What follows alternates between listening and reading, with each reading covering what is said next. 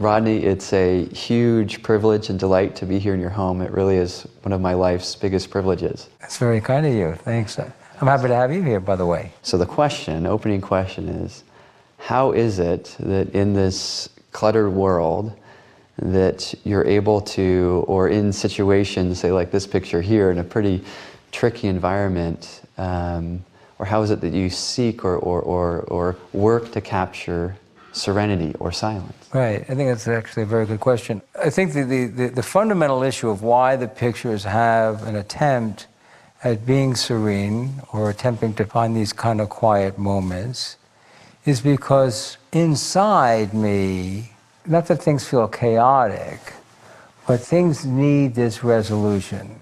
They need this sense of order. I mean, when I was really young, I loved monastic life, not because I ever wanted to become a monk, but I loved the kind of purity of the lifestyle. I loved the serenity of it, the peacefulness of it, the quietness of it. In particularly in Europe, in some places in the Middle East, even the beauty of them, the serenity of the places. That was very, very appealing to me, although on the conflicting part of this is, I am very much part of this world. I am sort of a very high energy, intense person. So it's like the pictures are sort of this counterpoint to certain needs. I think deep down inside me, really deep, there is this person who is serene.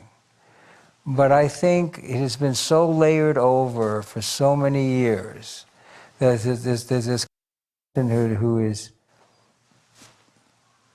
very unsettled by chaos. Now, the other last little thing about that is people often comment to me, everything is in the right place, they all look so serene, they all look so composed. You must have thought about these pictures for days or quite some time. And the irony of all that, these pictures are made from the chaotic side of me, even though they look very serene. Explain that a little bit. Okay. Like I look at a lot of things today. I look at lifestyle pictures, which are shot supposedly to be this spontaneous moment where everything is just, captured really quickly. And those are actually far more composed pictures in the sense, or they're not composed very well, I don't think, but they're more created pictures than any of my pictures. This picture, or pretty much any picture I shot, I probably didn't know I was going to shoot it a minute or so before. Let's dig into that, though. You see it, but then there's a trigger. What happens there? Okay, well, let's talk about that picture since we're in the room where that picture happens to be hanging. I was doing a fashion shoot for Neiman Marcus at the time, and it was in Beaufort, South Carolina. It's a place I actually really love to shoot. I like South Carolina. I like the coast of South Carolina. And I remember scouting around with a location scout for days and not really finding much that I really liked. And we literally, on one of the trips, we were driving to some other place to look, I think a farm or something. I saw this cypress grove. And I said, we should shoot the picture here. To tell you why, it didn't look anything like that. It really didn't look anything like it. It looked very actually unappealing. But I knew that I could make a picture there. Now, I had no idea what the picture would look like, or what this person would be doing, or anything. I just felt it was a location that kind of appealed to me, and I could make a picture there.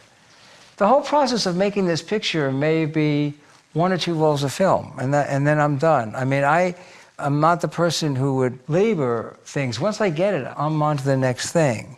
I know this is maybe not the best example of how spontaneous I am, but I am really spontaneous. Pictures that people look at and regard as totally composed and well thought out in advance are actually created 10 seconds before the picture is even thought about. I like to work like that, actually.